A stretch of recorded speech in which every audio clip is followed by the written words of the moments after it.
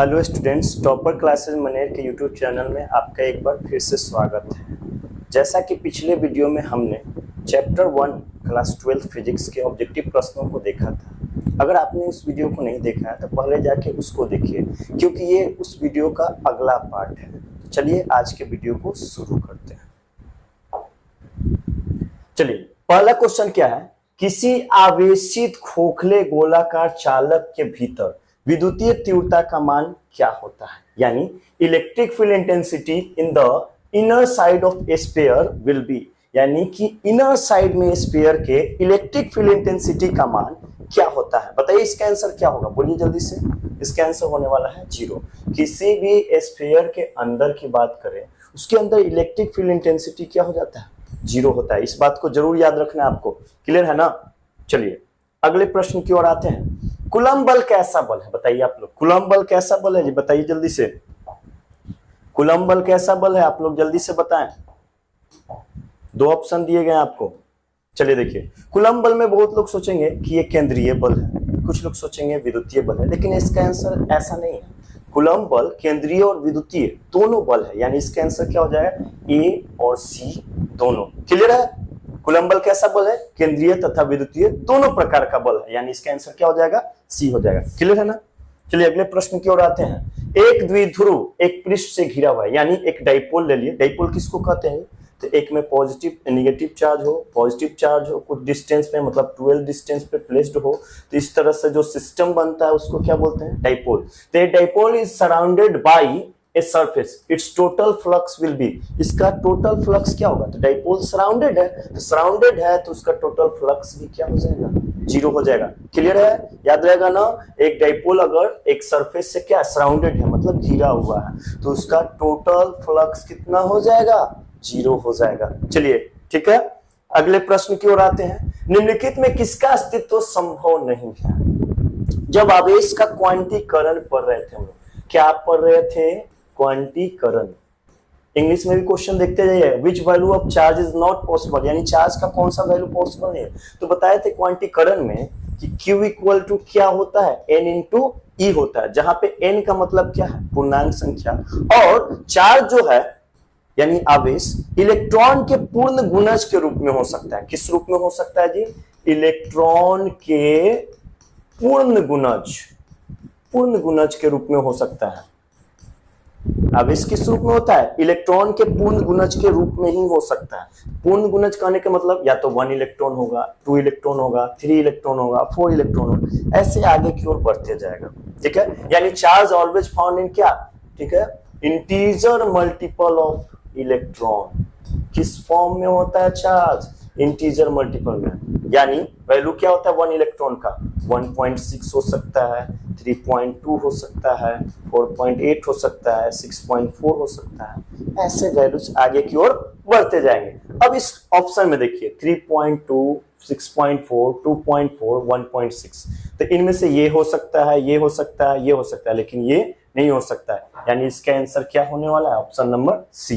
आप ये भी याद रखिएगा, पॉइंट हटा के ऐसे देख लो 16 के टेबल में आता है कि नहीं आता है। अगर आता है तो वो वैल्यू पॉसिबल है, और अगर नहीं आता है तो वो वैल्यू पॉसिबल नहीं है। तो वही ना पूछा जा रहा है कि कौन सा अस्तित्व संभव नहीं है, तो नहीं संभव कौन है? सी नंबर। क्लियर है?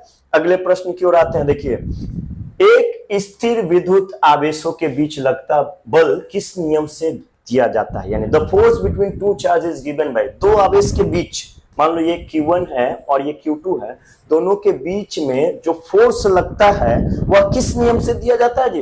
तो कूलम्ब के नियम से दिया जाता है। कौन से नियम से दिया जाता है? कूलम्ब नियम से। यानी the force applied between two charge is given by Coulomb's law. यानी इसका आंसर क्या हो जाएगा? सी नंबर हो जाएगा। अच्छा, कूलम्ब्स लॉ से इसका फॉर्मूला क्या निकलता है?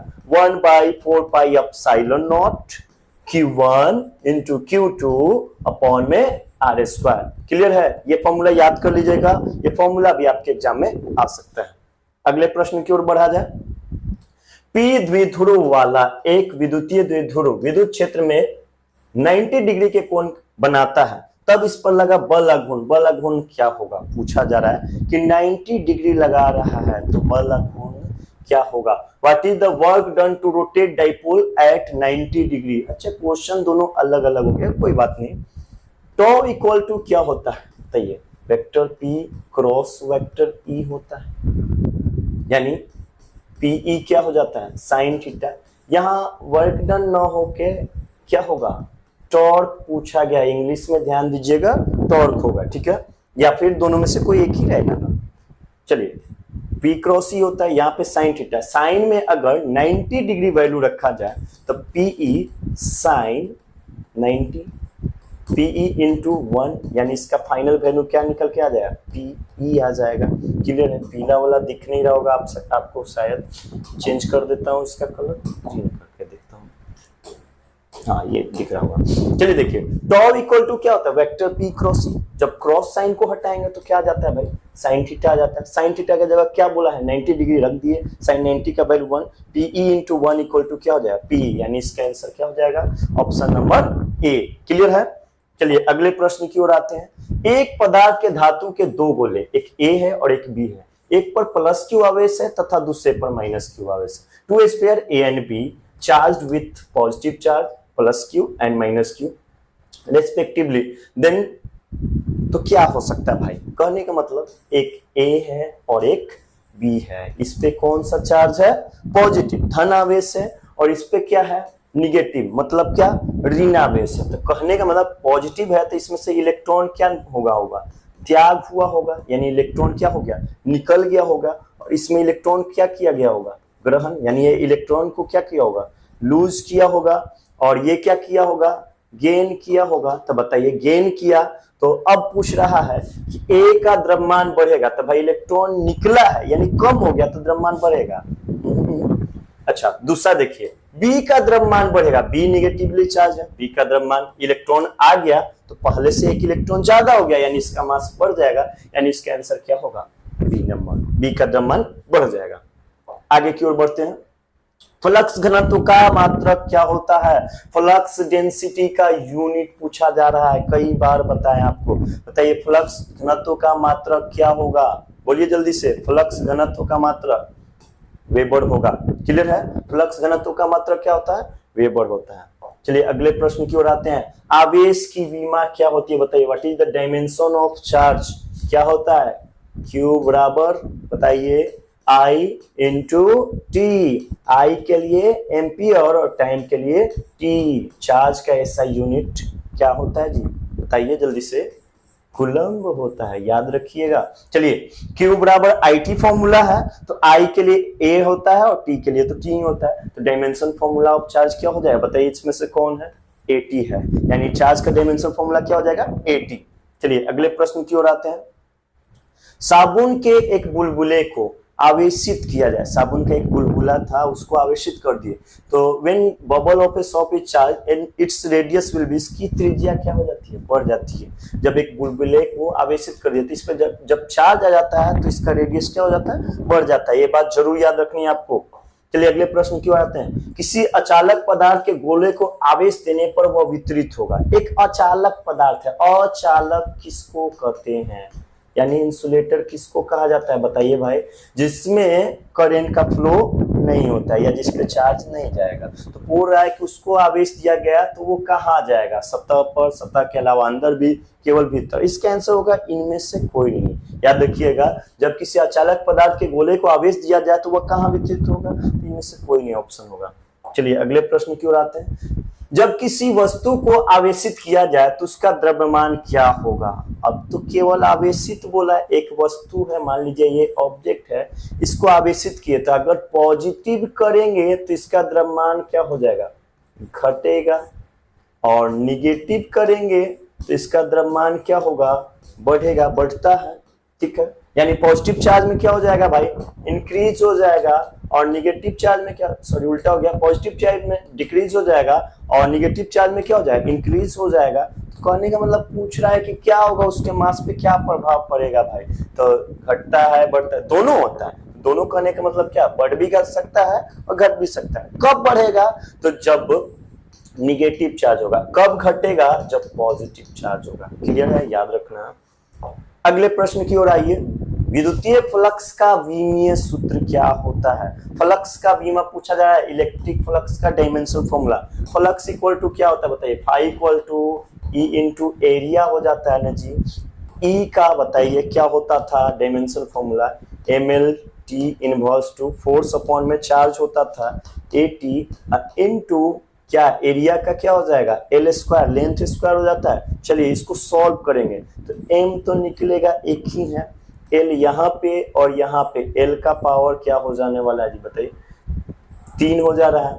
आगे देखिए T1 है नीचे, ऊपर जाएगा -1, ये भी क्या हो जाएगा -3 और ये -1, यानी क्या निकल के आ रहा है एम एल का पावर 3, टी का पावर -1 और ए का पावर -1।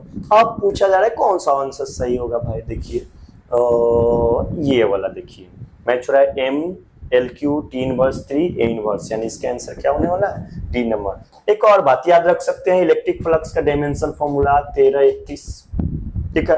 कैसे प्लेस करेंगे, एम एल टी ए लिख दो, पहले पे 1 दूसरे पे 3 -3 -1 और ये हो गया आपका फाइनल आंसर। क्लियर है ना। चलिए अगले प्रश्न की ओर आते हैं। किसी आवेश से अनंत दूरी पर उस आवेश के कारण विद्युत क्षेत्र की तीव्रता क्या होगी।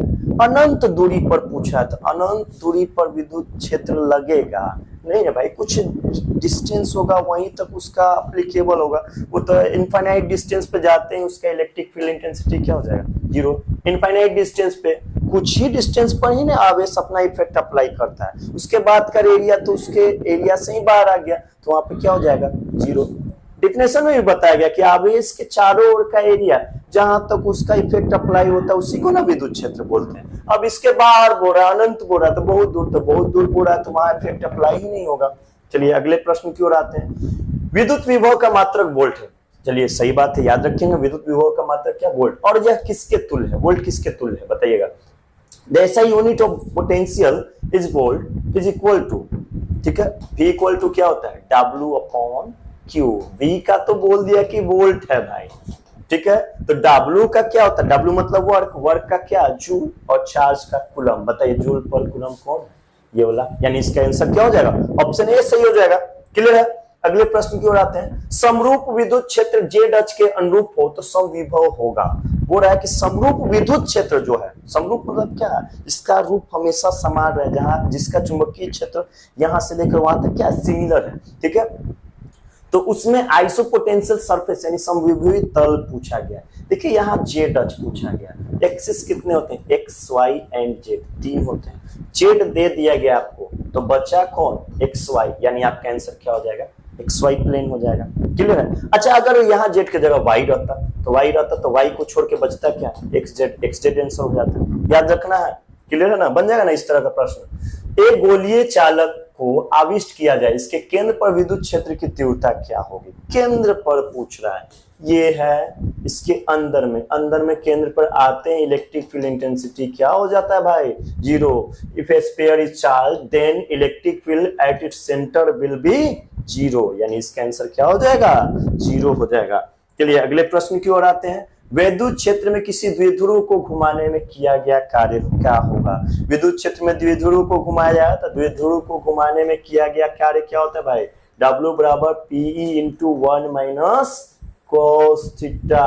प्रूव भी किए हुए इसको हम लोग, क्या हो जाएगा इसका आंसर ऑप्शन ए। देखिए ये सब नहीं होंगे, tan नहीं होता, sec नहीं होता, P cos थीटा भी नहीं होता, इसका अलग केस है, कब क्या होगा देखा जाएगा, ठीक है। अच्छा इसमें एक और सवाल ऐसा भी रह सकता है कि अगर उसको 90 डिग्री घुमा दे तब क्या होगा, तो यहाँ पे कुछ नहीं करना है, थीटा के जगह पे क्या प्लेस कर देना भाई 90 डिग्री प्लेस कर देना, 180 बोलेगा 180 प्लेस कर देना, 0 डिग्री बोलेगा 0 डिग्री प्लेस कर देना, जो भी सवाल में रहेगा वो कर देना। चलिए अगले सवाल की ओर आते हैं।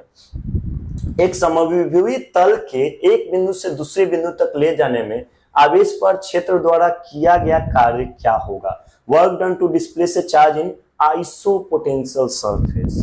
कह रहा है कि एक तल है जो कैसा है भाई समविभवी है। कैसा तल है समविभवी, यानी इसके प्रत्येक बिंदु पर विभव का मान क्या है समान है, यानी पोटेंशियल का वैल्यू जो है इसके ऑल पॉइंट्स पे क्या है सेम है। तो जब पोटेंशियल का ही वैल्यू सेम है तो एक पॉइंट से दूसरे पॉइंट तक किसी चीज को ले जाएंगे तो वहां तो पोटेंशियल में चेंजमेंट हो नहीं रहा है तो वर्क डन भी नहीं होगा, यानी इसका आंसर क्या हो जाएगा 0 यानी 0।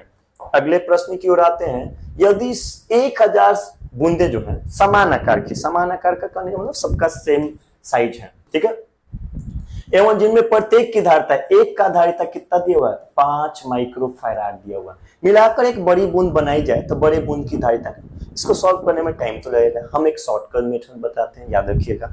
कितना बूंद दिया हुआ है भाई 1000, इसका निकाल लीजिए क्यूबिक रूट। क्यूबिक रूट कितना आ जाएगा 10, 10 गुना 10 गुना 10, 10 गुना 10 गुना 10 करेंगे तो 1000 आ जाएगा ना भाई। तो हमारा क्यूबिक रूट क्या आ गया 10, यानी घनमूल निकालना है, 1000 का घनमूल निकालिए 10 आ गया। अच्छा, एक की धारिता कितनी दी हुई थी 5, इसमें मल्टीप्लाई कर दीजिए 5 से, कितना हो गया 50 माइक्रोफैराड। ये हो जाएगी आपके बड़े बूंद की धारिता, यानी 1000 बूंदों को मिलाकर बनाया जाए बड़ा बूंद तो उसकी धारिता क्या हो जाएगी 50 माइक्रोफैराड, यानी इसका आंसर क्या हो जाएगा 50 माइक्रोफैराड। क्लियर है ना। तो आज के वीडियो में आपने देखा इलेक्ट्रोस्टैटिक का पार्ट 2 ऑब्जेक्टिव, इसके और भी पार्ट आते रहेंगे, हो सकता है चैप्टर 2 का है, क्योंकि चैप्टर 2 भी इलेक्ट्रोस्टैटिक में आता है। अच्छे से इस वीडियो को देखिए, इसका पीडीएफ भी आपको प्रोवाइड कराया जाएगा, लेकिन अभी नहीं, उसके लिए टाइम लगेगा, ठीक है। अगले सीरीज में हम लोग इसके अगले पार्ट को देखेंगे, यानी अगले वीडियो में हम लोग देखेंगे कि इसके आगे और कौन कौन से प्रश्न हो सकते हैं इलेक्ट्रोस्टैटिक के जो आपके एग्जाम में आ सकते हैं, ठीक है। तो हमारे इस वीडियो को शेयर करिए, चैनल को सब्सक्राइब करिए, ताकि हमें मोटिवेशन मिले और हम और ऐसे वीडियो को ला सकें। तब तक के लिए धन्यवाद।